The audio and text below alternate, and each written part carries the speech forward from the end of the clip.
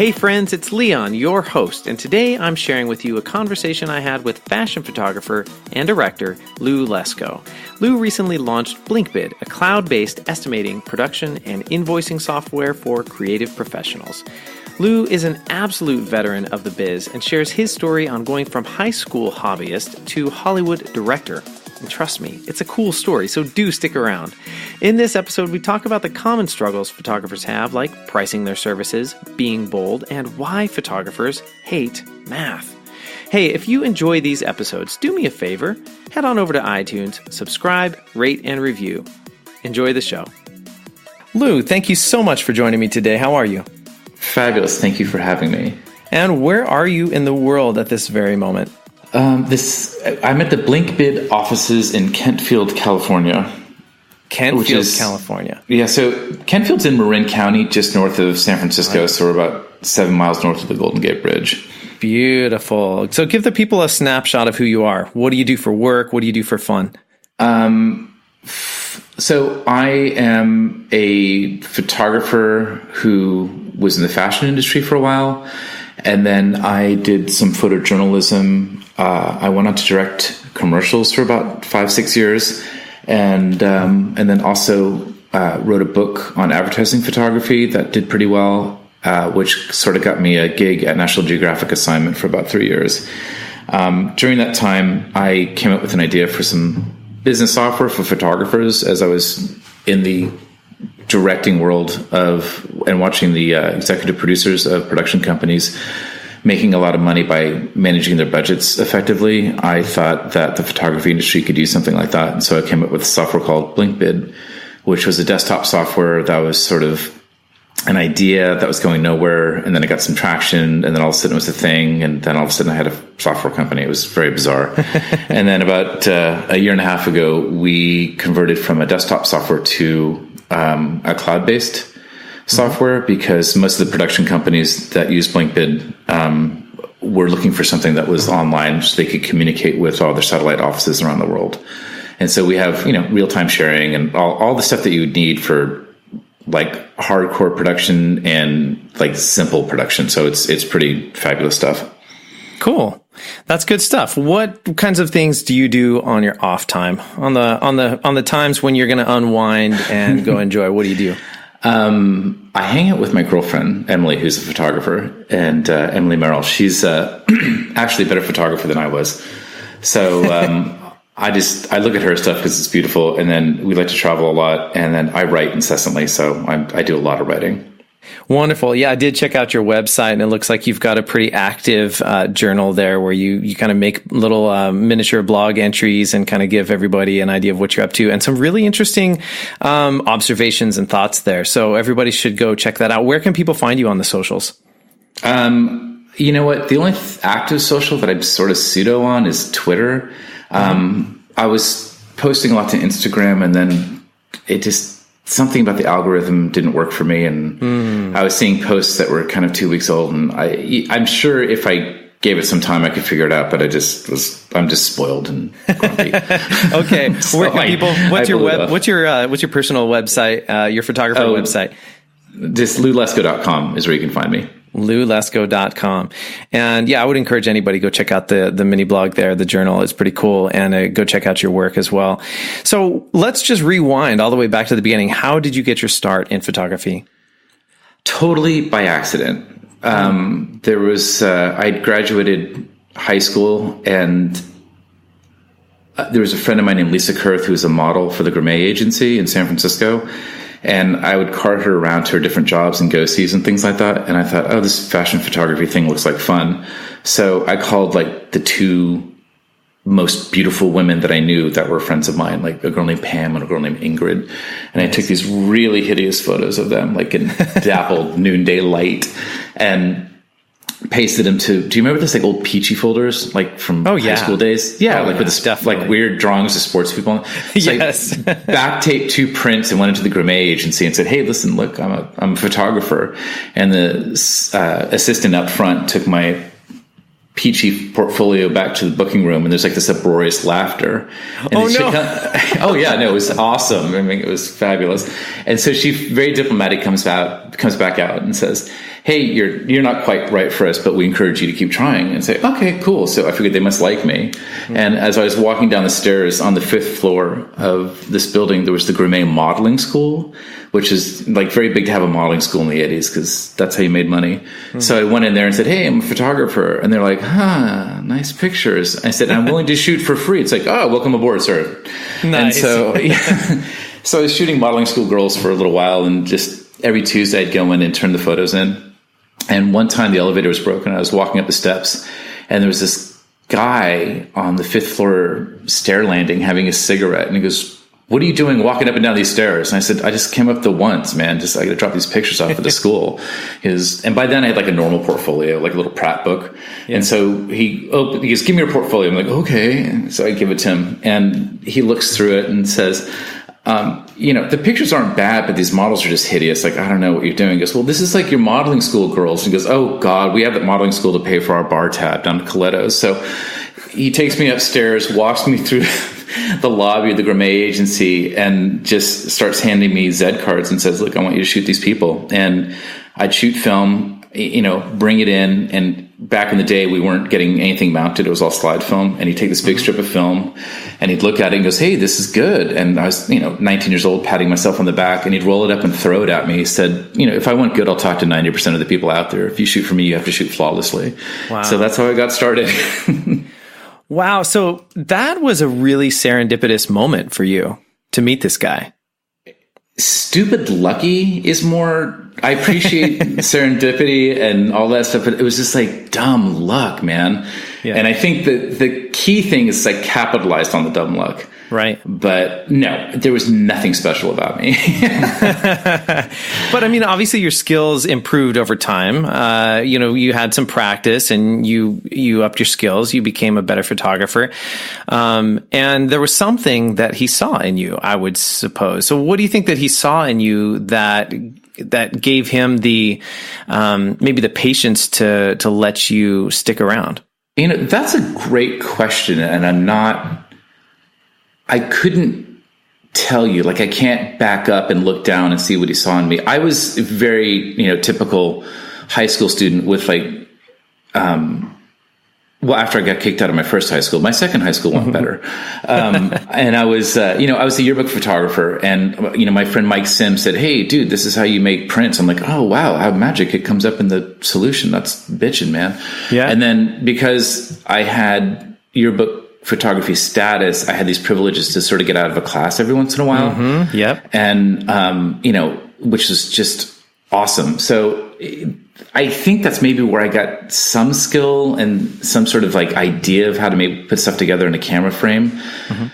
And then I think Michael just, saw the earnestness of, and I was young, I was 19, when Michael found me. And I think he just saw the earnestness and said, well, let's see what happens. And he's good like that. So Michael DiMartini was actually very famous because he was a New Faces agent, and he could literally, and I saw this before my eyes, would go to a mall and then see a girl and say, she's going to be the next big thing.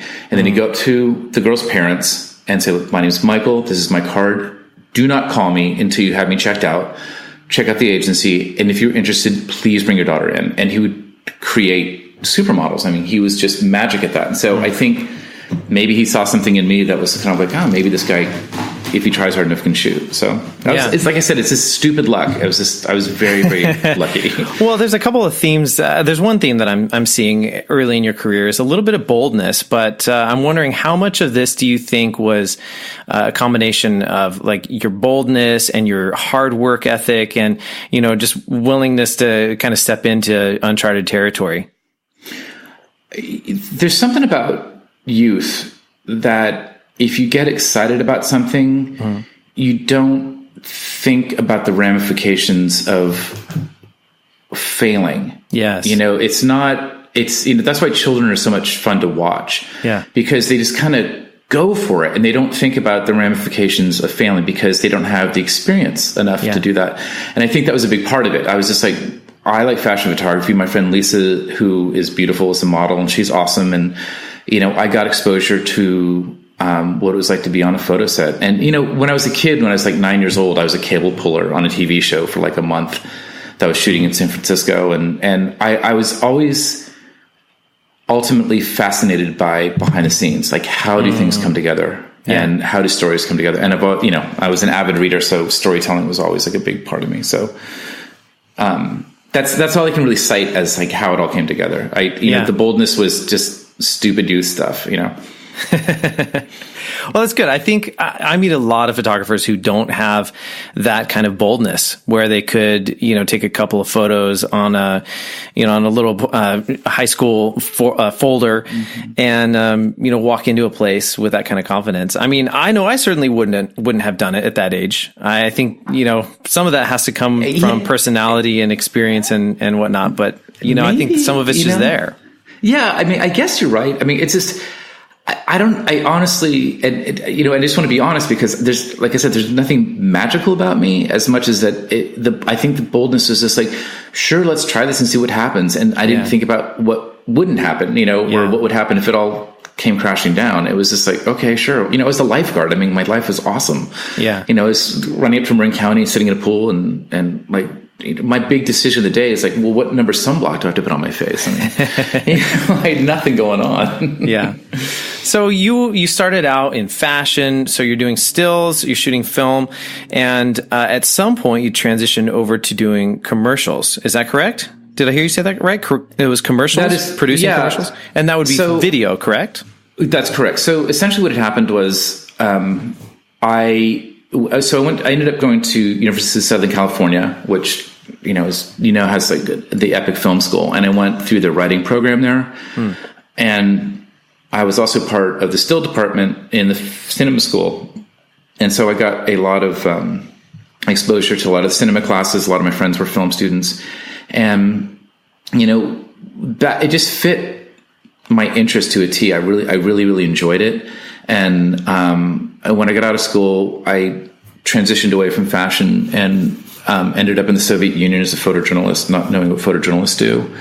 And then got back from that. And then I was a photojournalist for about a year after that. And then I came back and I was really well traveled yet broke. And so I got back into fashion to make some money. And so I started, as I was kind of moving along, I'd come up with an idea for a public service announcement. A friend of mine was stricken with breast cancer, and it really affected me. And I was a writer, man. Like I went to school for writing. And so I wrote this thing out as I saw it in my head, as the scenes unfolded in my head. And what happened is a friend of mine who's a cinematographer looked at it and said, hey, this is kind of good. It needs some work. And I said, yeah, let's bang it out together. And Jaron Prezant, he's a phenomenal cinematographer. He's out there working his ass off right now as we speak. And, we did, and his father is an oncologist, and he floated it by the people at Amgen who he was having a meeting with and said, this is really great treatment for a breast cancer thing that's like really positive. Because everything of the day was sort of like the breast cancer monster is going to come get you and fight back. And mine was very much, like, if you do these simple things that are proactive, you might be able to catch breast cancer at a very early stage. And it was sort of how life unfolds. And this guy from Amgen is like, yeah, we'll send him a check for $25,000 and you can make the commercial.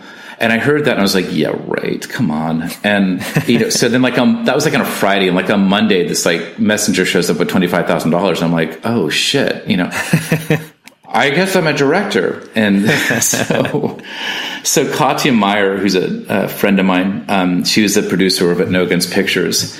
And she said, well, great, because, Fernando Vallejo, who's this very famous commercial director, loves your photography. And we've been kind of talking about transitioning you into directing, and this seems like a good way to do it. And so they called in every favor they had in Hollywood to get everybody to work for practically nothing to make this thing happen. And they did. And suddenly I was on the set directing this thing, just like, oh shit, like the background moves in motion photography. Oh, wait, what? Oh man, wait, what do we have to turn around? Oh no, what?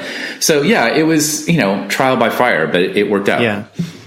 So that's perfect, because I wanted to know, I mean, there's a lot of like amazing, this is a story of a lot of amazing things coming together for you.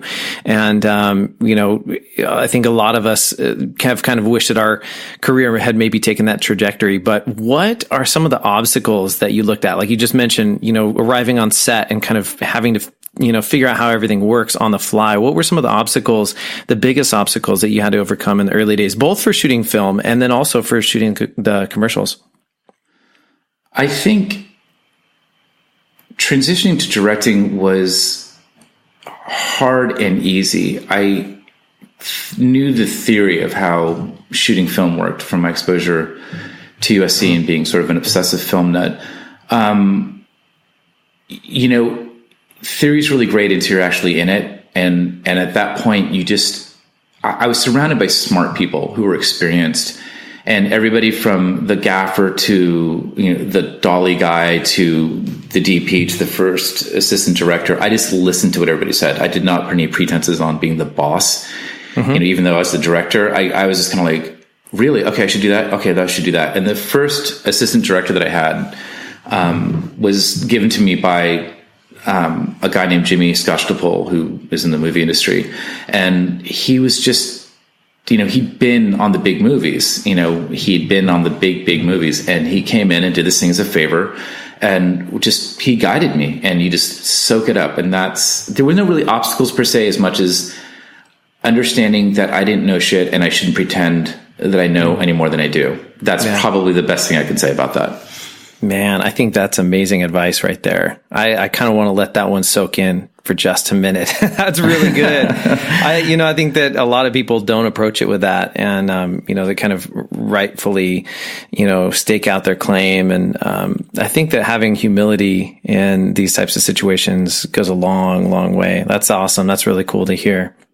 Yeah, I think I agree with you. And somehow when I see people that are not exercising the humility, I'm very careful not to blame them, because the world that we live in now, which is sort of moving at a very manic pace and this constant barrage of judgment, I almost see the lack of humility as a defense mechanism as opposed to being a personality flaw.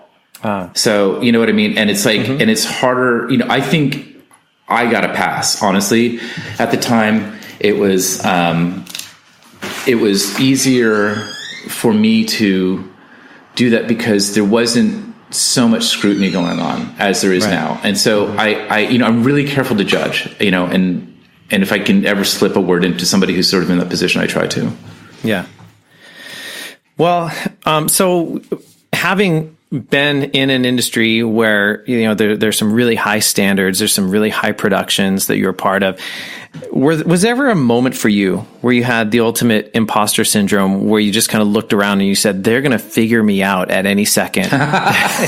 It's so funny. I have a very specific moment, very super specific moment.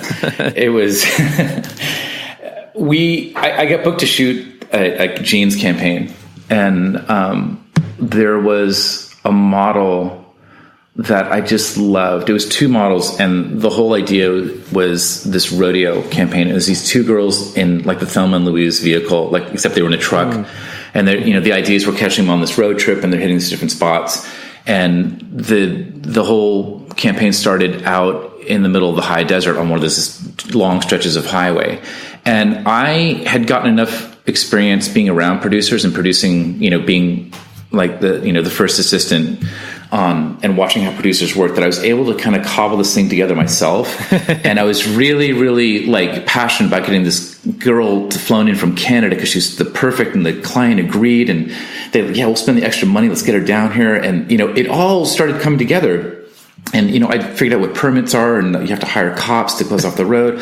And I was just shocked that it was all coming together. And I said, wow. And so I pick up, we don't have any money to send an assistant to pick up this model from the airport. So I did. And, we drove, 2.5 hours out to location, and we pull up on the road, and there's, just off the road in sort of like a dip, like a mini valley. Everything's set up, the catering tent is set up.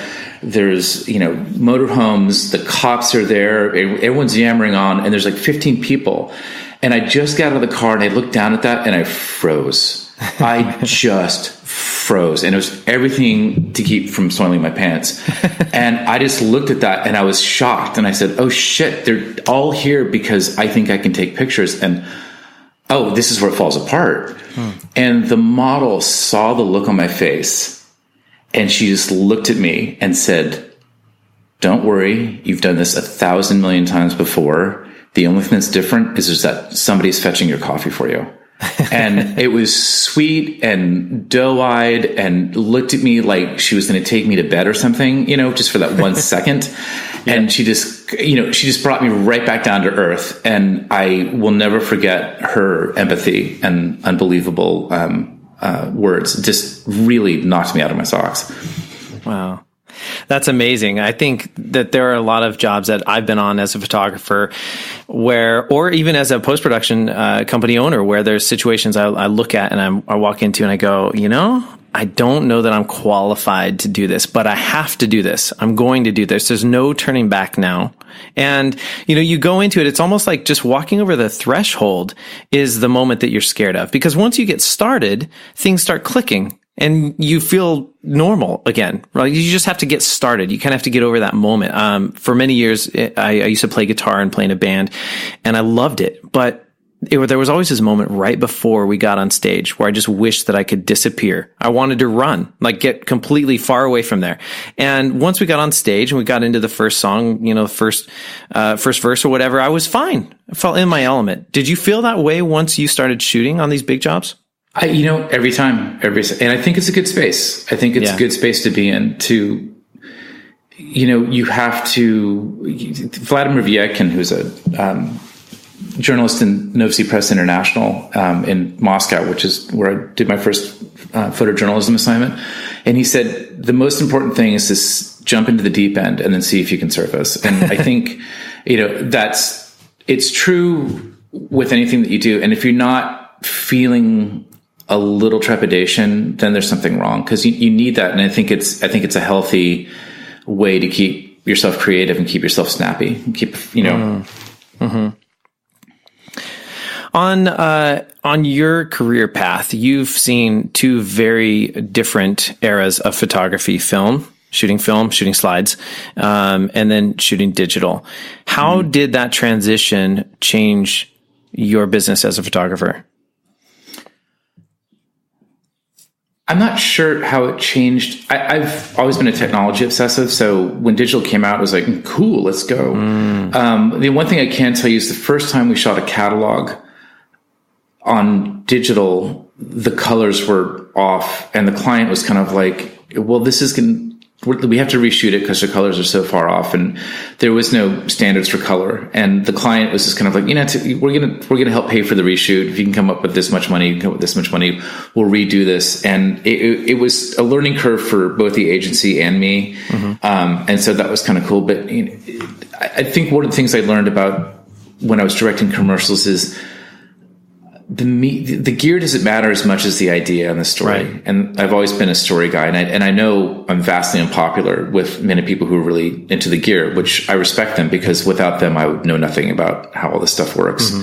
So, but I think it's, digital just became another medium. I think where digital's trying on photographers now is that there's a huge expectation by clients to have thousands upon thousands of photos. And I think that kind of management is really, really, for photographers who don't have the resources like digital techs and support people who are managing all the files for them. Mm-hmm. It's really eating up a lot of time, and I think it's causing a lot of stress. And that's where film was sort of like an interesting thing, because you can only shoot so much film, where there was only so much budget for film. And it's an interesting time. Mm-hmm. I think it's a hard time for a lot of photographers. And now, bizarrely, film is making a weird sort of like cult comeback on some sets.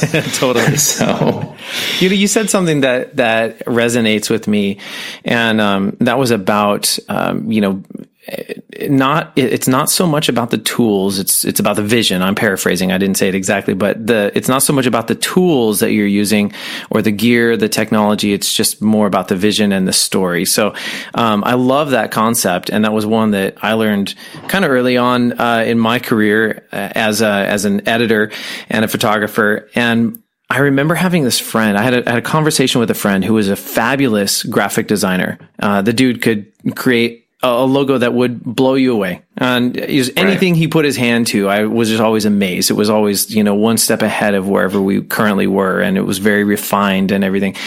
Well, when I started getting into Photoshop, I would talk to him about Photoshop, and I was very much in the tech mind space. And so I was thinking of it as, menu items and keyboard shortcuts and all this stuff, technical terms. And I'd go to talk to my buddy Mark about Photoshop, and he'd just look at me like, I don't know what you're talking about. I don't know. So we'd sit there at the computer and we'd geek out about Photoshop, and he'd just be like, I didn't know about that. I don't know. And I realized that Mark had a vision in his head, and he didn't really care what the keyboard shortcut was or the menu item or the proper way to do it, the protocol way to do it in Photoshop. He didn't really care. He just had a vision in his head, and he didn't let the tool stop him, which was amazing. So that taught me a huge lesson early on that, those tools are great and all, but it's not what makes the final product amazing. It's that vision in your head before you even put your hands to the tools. Yeah, it's interesting because I think it was Dan Winter who took a picture on an iPhone with the Hipstamatic software that won, I don't think it won a Pulitzer, but it won a very prestigious photography award. And there were so many people that came out saying that's not real photography.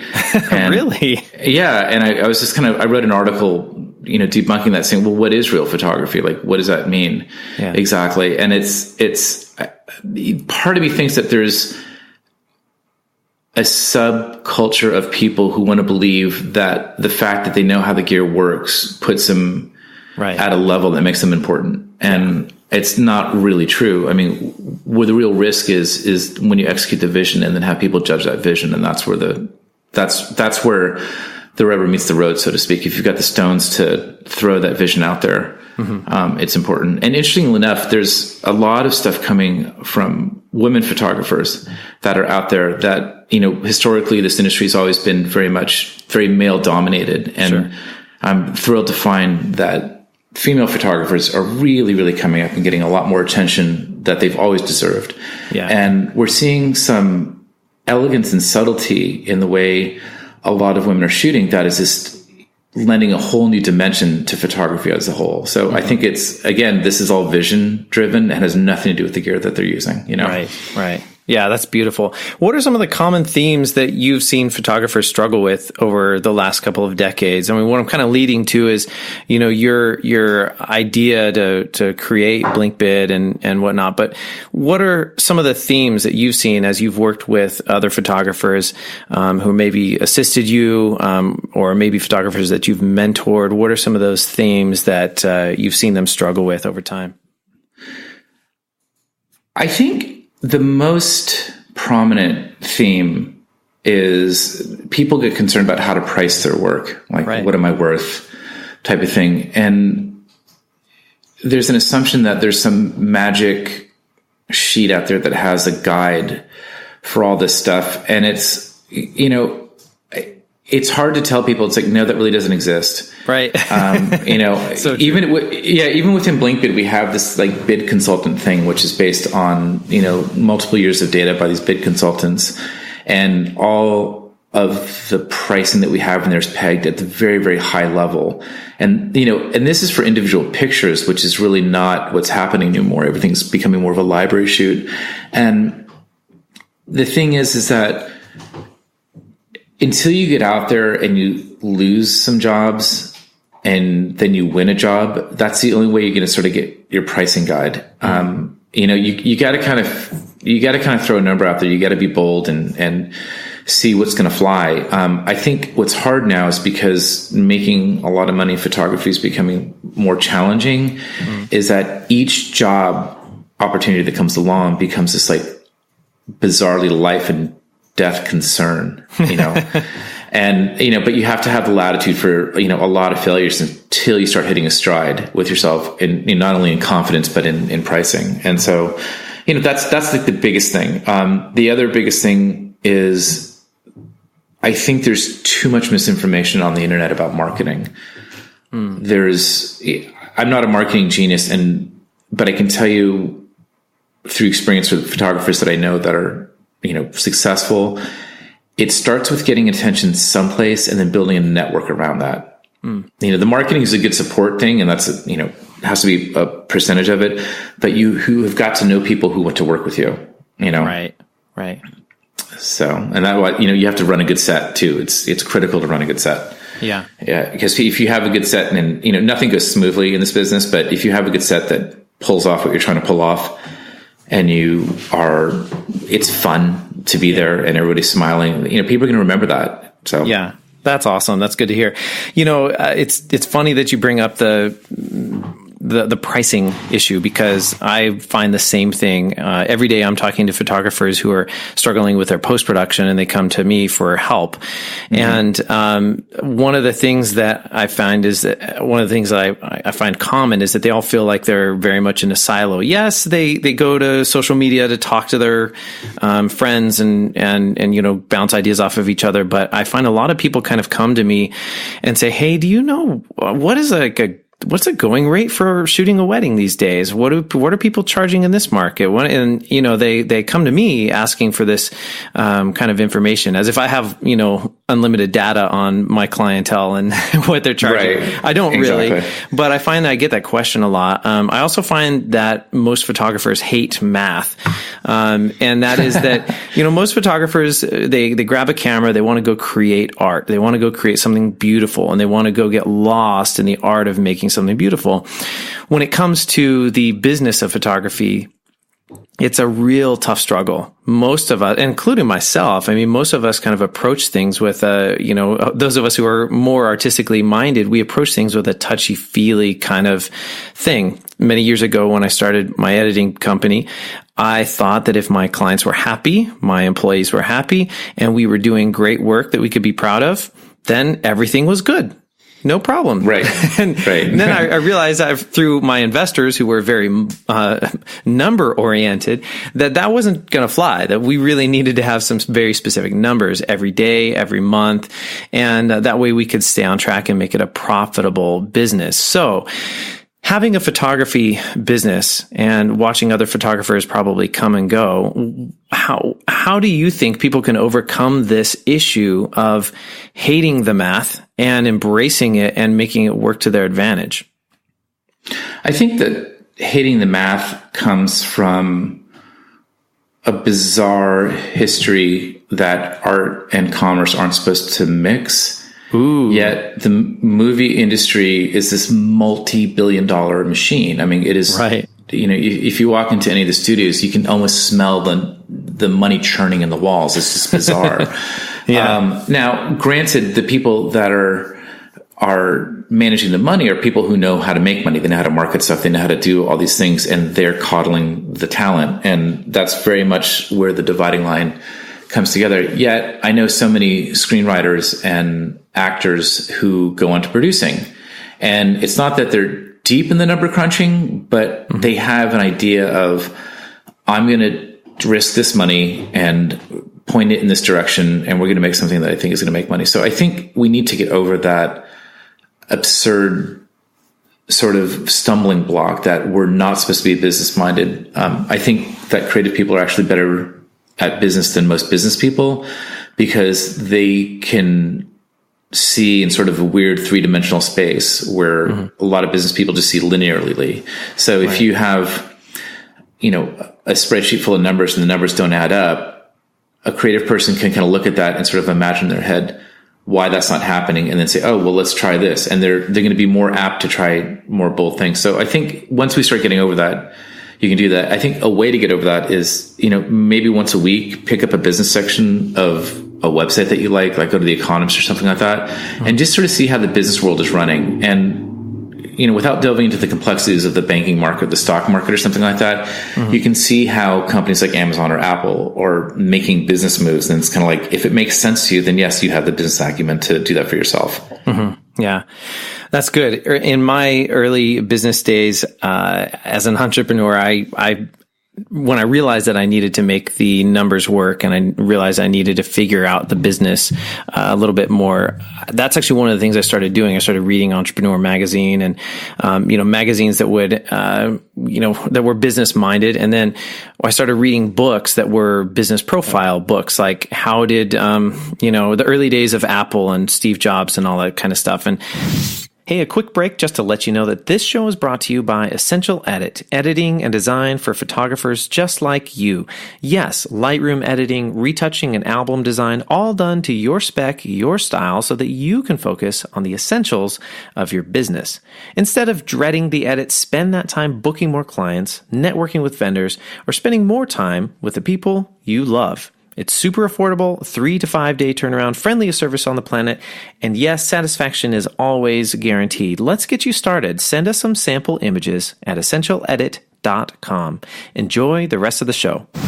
I was thinking about guys like Richard Branson when I started reading his story and how he was just a kid and trying to wing it. That spoke a lot to me about businesses. And I realized that you didn't really have it all figured out if you were a business owner. In fact, you're probably just winging it at every turn.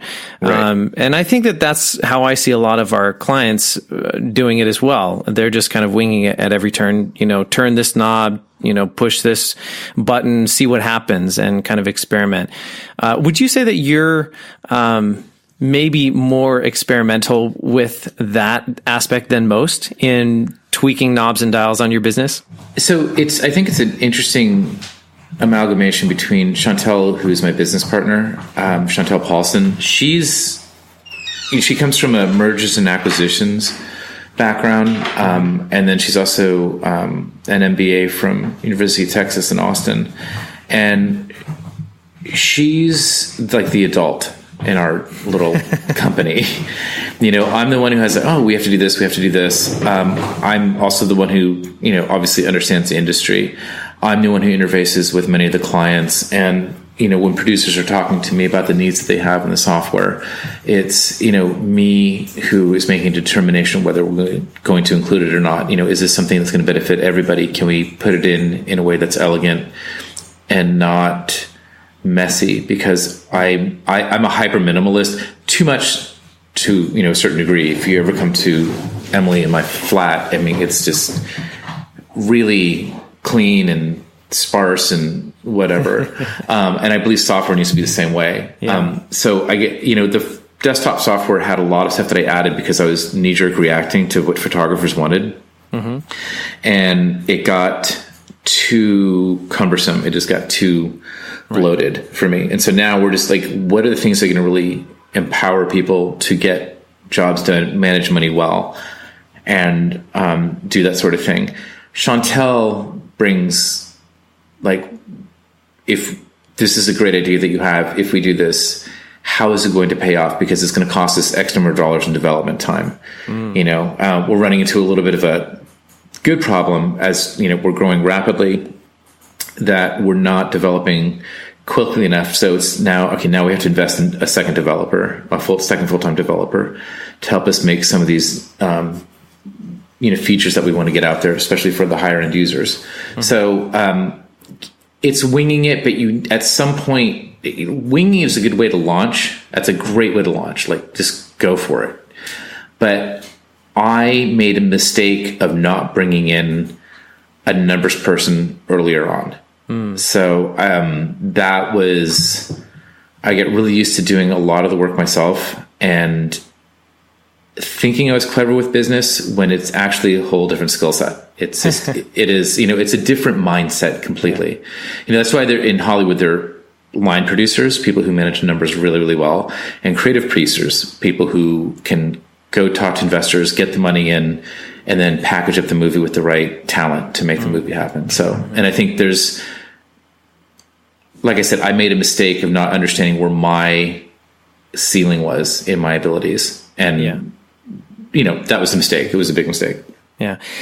So talk to me, and we've kind of touched a little bit on Blinkbid, and I want to jump completely into that. So give us a brief overview of what Blinkbid is. What does it do for the photographer? It's anything from photography to small commercial production and video production.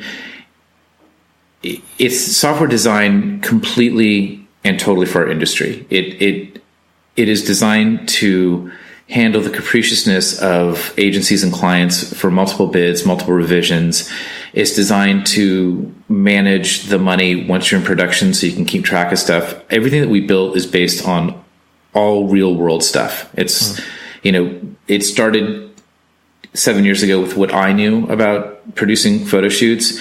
And then as we started getting bigger and more complex, I know a ton of people in this industry, from agents to producers, and I bought them all cocktails and said, dude, what would be great? Let's do this. And then I put it out and they say, hey, this is almost there. What does it need? Well, if you polished it here and did this here. And so it's really a culmination of the brain trust of the industry that's been put into the software. That's the best way I can describe it. Mm-hmm. Would you call it accounting software for the photographer? What would you, studio management? Where would you classify it?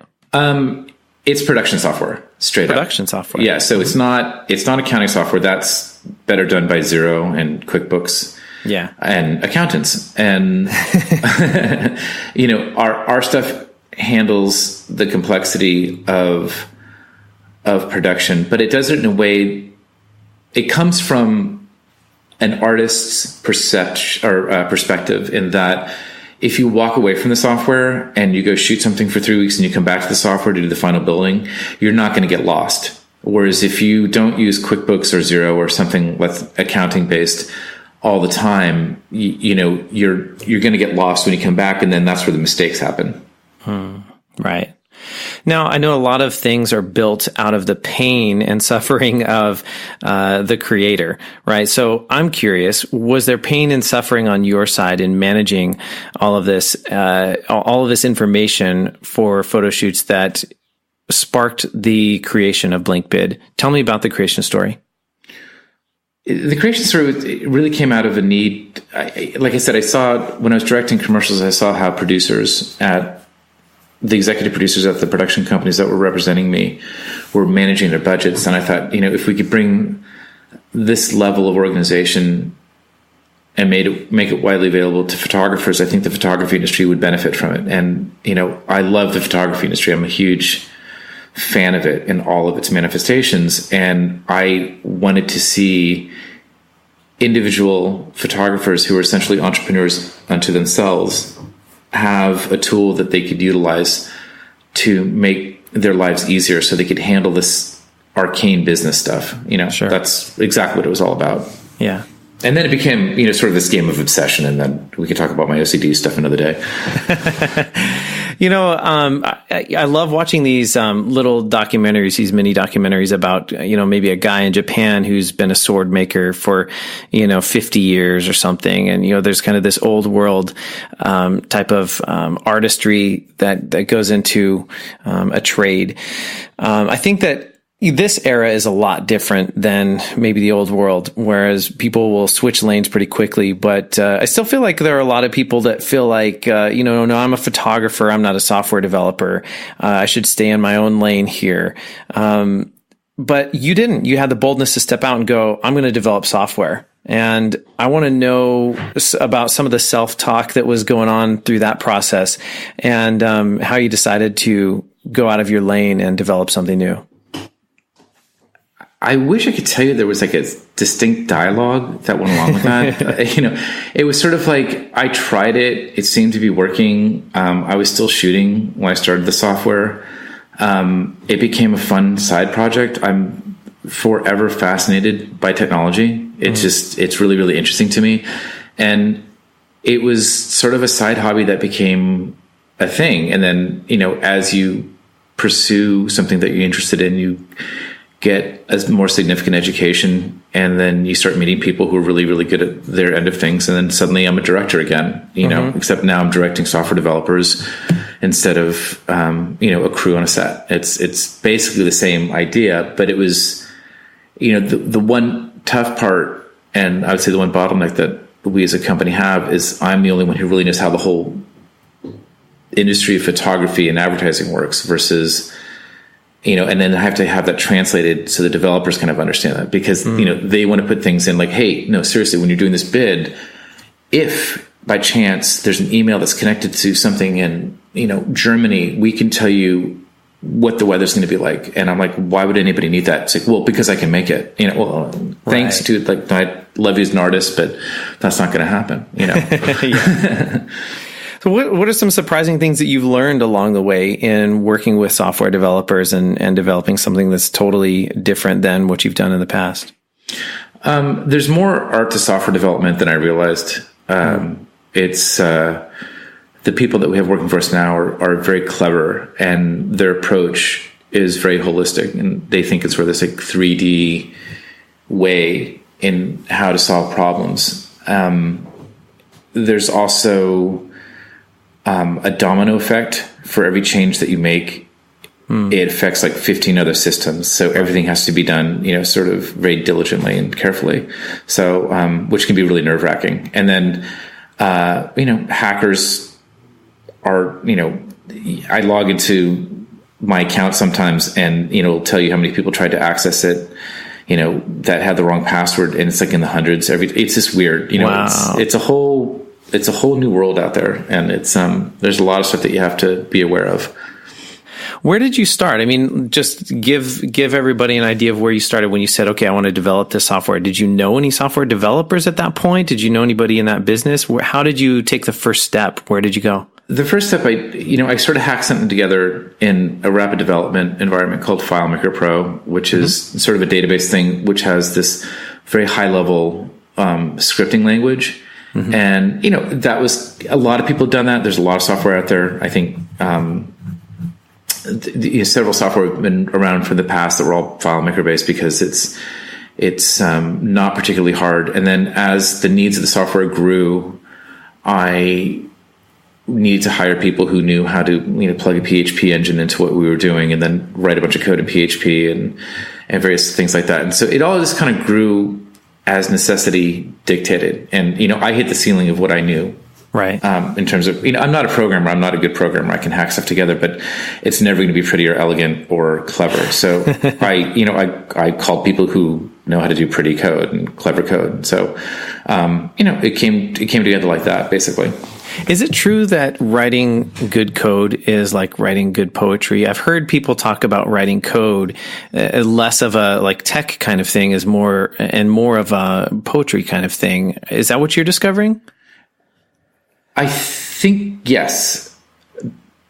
I think where that comes from is the software developers that I have, and I've had a lot of discussions about them, because the existentialism of what good software is really interesting. And you're managing two different things. You're managing data, like how is this data going to be held within the database. So you have to know data, and then code is how can we make the code most efficient? So the fewest number of lines to do whatever you need to get it done. And these guys have an obsession with doing, they'll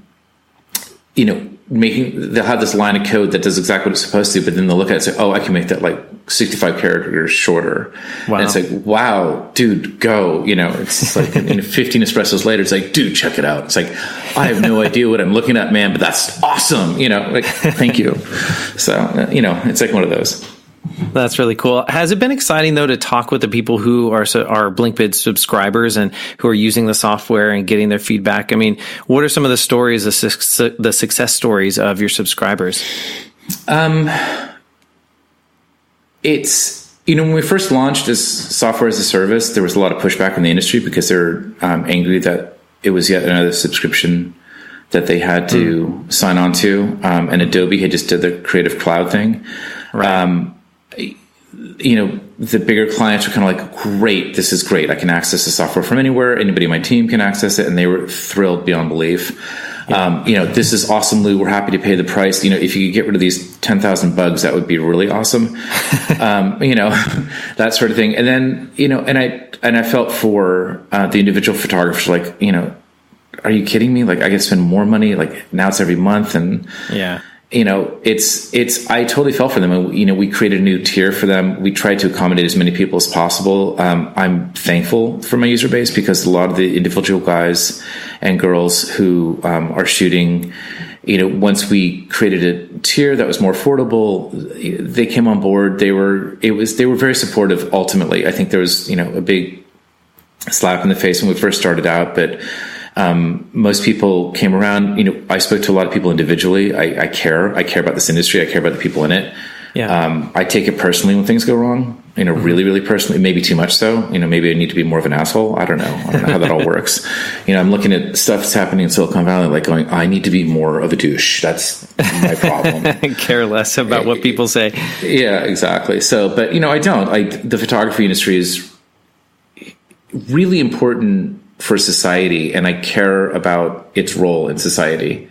And so when things don't work out the way they need to be, it's a kick in the nuts for me. I really care. So, it's interesting. The idea of subscription-based software, you brought up that topic of subscription versus, kind of maybe a biannual type of thing where you would pay to upgrade Adobe Photoshop or whatever. It's just striking to me because I haven't really thought about that much anymore. I switched my brain at some point, and I really didn't think about that as an issue anymore. I don't really think in terms of that anymore. So you've brought up an interesting subject about how we all used to be trained that software was something, number one, that was on your desktop. The internet just wasn't ready for cloud-based services. But now that it is, and now that Adobe kind of, really was, one of the big players in the game who said, we're going to go to subscription. I remember thinking in the early days, I just don't want to do this. I'm going to push back for as long as possible. And once I did it, it was actually very simple, and I enjoyed it, and it's just been fine ever since. That's just an interesting step back in time to that moment in technology when people were not so excited about the subscription idea. And I see their point of view. If you're sort of like, you're cruising along being a photographer and you don't want to get a job, to support your photography life or your photography career, and you've already cut out cable and you're doing your laundry at your sister's house, all of a sudden some guy comes along and says, well, look, if you're going to invoice people, you're going to pay me, X number of dollars per month. Yeah. It's like, oh God, really? All I want to do is just get paid, dude. So I understand the frustration, but by the same token, it's, when you have, now we can keep the software updated for everybody who's a user. And totally. When you have somebody who's using a 4-year-old version of the desktop software, and then the data gets blown up because the operating system is, it's just like, that's, there's the trade-off. And, I'm thinking of from a broader point of view, it's like, A, we need a business model that can keep going and that we can scale. And B, I want to make sure everybody's data is safe. So, yeah, totally. Do you feel like that's where everything is kind of headed, to the cloud? In terms of software? That's a good question. I think yes, for the most part. I think what happens is when you have software that's cloud-based and you're charging a subscription, there's less pressure to create new features to sell people. There's less of a span of people who have the latest software versus software that's 5 years old. Right. Maintaining software that's 5 years old costs a lot of money for a company. So if somebody paid you a one-time license, they still have the 5-year-old software. Yeah. Suddenly you're losing money because you got to have these, people who are trained to manage that stuff on old operating systems where, it's tough, it's a tough thing. So I think we're going to see less bloat in software because there can be less need to do features, and the software is going to be much more apropos for what's necessary for the market. Yeah, cool. What excites you the most about this venture? Like when you wake up in the morning and you've got an idea, what are these types of ideas that keep you going, that help you to push forward with Blinkbid? I like empowering people. It's tough for individual artists out there right now. The conglomeration of advertising agencies, the advent, I guess it's about 10 years old now at this point, but the cost consultants who know very little about production, who are saying, why do we actually need this extra lens on this job? Well, because the art director is going to ask for a different angle. Well, why would they do that? And it's like, well, it's your art director. Why don't you talk to them? And then 55 emails later, the cost consultant, because I would say, we're going to need that lens. It's like, no shit. This is what I said in the beginning. It's like, just listen to me. I know what I'm doing. Yeah. But, I like giving people a tool that is going to help them make money doing what they love, and every photographer I've met, whether they're, on the not so story side like me, or they're on the technical side like my producing partner, Michael Britt, they're just passionate at what they do. And from that passion comes really interesting things. That's cool. Well, Lou, what a fun conversation this has been. We've kind of covered a lot of different nuances of the photography industry, and I really, really, really appreciate you being on with me today and appreciate your insight. Yeah, well, thank you very much. I really appreciate the opportunity to speak to you, and I had a lot of fun. Lou, I wish you the very best with Blinkbid, and let's be in touch, all right? Absolutely. Thanks very much. Have a good day. Take care.